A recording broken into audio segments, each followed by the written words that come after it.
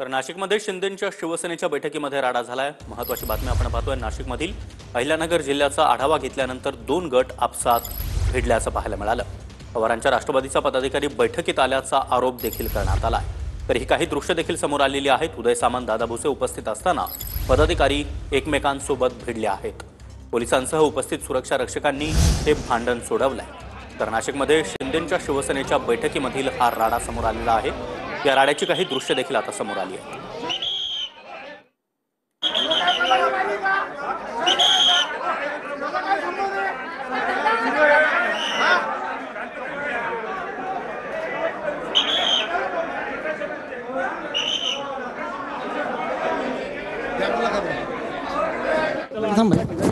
की या ठिकाणी आमच्या पक्षाची बैठक आहे, तू काही या ठिकाणी थांबू नको, त्याला त्वरित बाहेर काढा। त्यामुळे इथे गोंधळ झाला। बाकी दुसरा कोणताही या ठिकाणी काय कुठल्या राष्ट्रवादी का कुठल्या पक्षाचा आहे? आम्हाला असं वाटतं राष्ट्रवादी पक्षाचा आहे।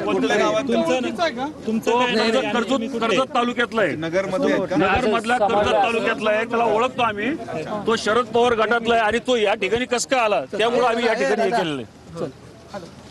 कळलं ना तू असं बिड्याला हॅलो चला